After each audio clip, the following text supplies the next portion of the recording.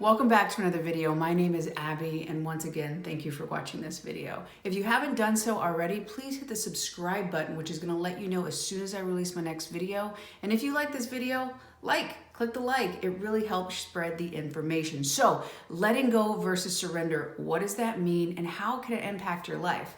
Well, I like to do etymology, which is essentially the study of where this word comes from, the context of it, and how it's been used throughout the years. I deeply believe that words have energy, and even if we don't know the energy we're using, it still has an effect on how we're using it. So, letting go, 14th century, to allow to escape, to set at liberty.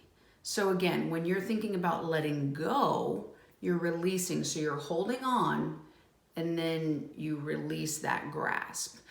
And I think it's important to understand what the whole reason is that you'd be letting go versus surrendering. There's something in your life, a person, a place, a thing, maybe an event, something that happened that you're having a hard time getting out of. You're having a hard time moving past. It is still, even though it was part of your past, you're in your present right now. So you're wanting to let go of it, an idea. Again, a relationship, maybe an idea that something would work out a certain way and then it hasn't. So you're wanting to part from it. So again, the two different things are you can let it go or you can surrender.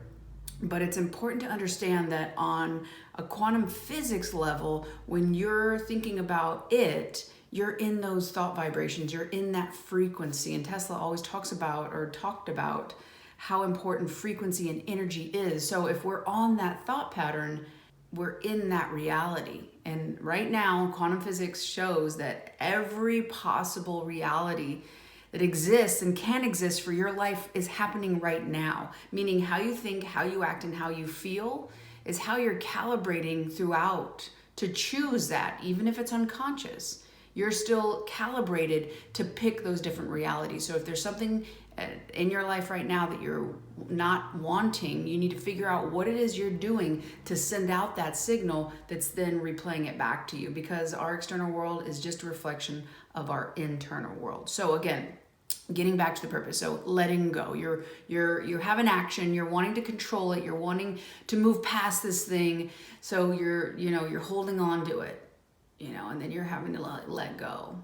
So you're reducing the energy. You're having this desire to control something because it's hurt, it's painful, it's scary, and now you're being asked to do nothing, which I don't think there's a worse thing you can have, right? If you don't have the presence of trust and you're being asked to just let go, that feels terrible. The probability of that truly happening is not very high, because even if you let go, imagine in the physical world, it's bags, right? A suitcase. And I let go, I put down, I allow to set at liberty my bags. Well, I can still grab them at any point, right? So you have to really understand too, like letting go, if you still have access to it, is it really letting go? Now let's contrast that with the idea of surrender. So the etymology of surrender, what I found was to deliver over, give up control, power, or possession. So you're giving it up, you're giving it back, you're handing it over, you're delivering it. So what I really found powerful about this idea is there's an action. You can deliver it. It's your choice. You have this thing, this idea, person, experience, whatever it is, and you're going to hand it back to your higher power, to your higher self, to the past, whatever it is that makes most sense to you.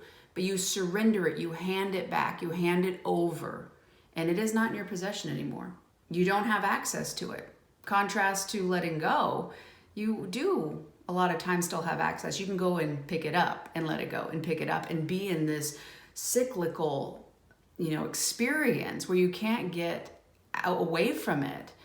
Because I believe that one of the most important things that you'll do to really start moving past something and it not be part of your current reality is to surrender it, to just give it up, give back that possession, that thing, you give that possession back. It is no longer in your realm.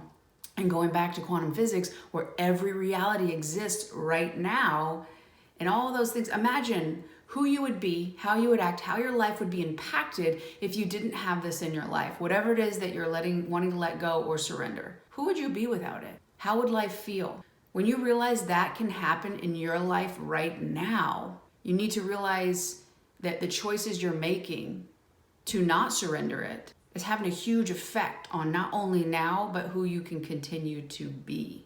So realizing that if you feel, maybe it's a mistake, I really regret acting that way. You, on your frequency, the energy you're letting out is on that frequency level. So if we had a radio, we can't see radio waves. The only way we know they're there is because we have this special receiver, a radio, and we're able to calibrate and change the dials to get different, you could say realities, but different music, different stations. And essentially that is what your life is right now. There are tons of different stations of you, but you don't understand that what you're doing, how you think, how you act, and how you feel is what is bringing you into that. So maybe you're having, things are going really, really, really good, and oh man, this feels great. You are calibrated to that, and more good things come, more good things come. You have this past experience maybe that makes you feel really guilty. You don't think that nice things should happen to you. So when good things start happening, I have a video on this about self-sabotage, and really it's to preserve you, but you will go back to that other reality. And again, until you can surrender, it's not true. It is not true that you should feel guilty. If anything, no matter what it is in the past that's happened, it is not true that you need to live your life in guilt, that you need to feel bad on a consistent basis. To forgive yourself and surrender those ideas, surrender that guilt, surrender those emotional addictions is one of the best things you can do for your life and for others in your life, whoever it is that you harmed to, for you to be able to emulate and, radiate love to them and to the world is going to be way better than if you sit there and just tell yourself how bad you are, how bad you did, how you made a mistake, how you wish it was different. So realize that the difference between letting go, you're basically in a state of powerlessness, being asked to do nothing. Yes, I believe there is a place for letting go in different circumstances, but if you're at a really hard moment right now and you're having these really heavy feelings, surrendering it and realizing that is you actioning, that is you being able to do something with intent, and surrender it. Give it up. Give back possession. It is not yours anymore, and you don't have access to it. I think that realizing that and seeing that as the framework for what you're doing is incredibly impactful. And I really hope that this message helps to show you the power you do have in your life and helps to empower you to surrender that which does not serve you anymore. Surrender it. Give back possession. Give it up. Deliver it back. I hope that you have found this video helpful. If so, please share it. Again, hit subscribe if you want to know when the next one comes out, and click like if you liked it. And I will see you on the next one.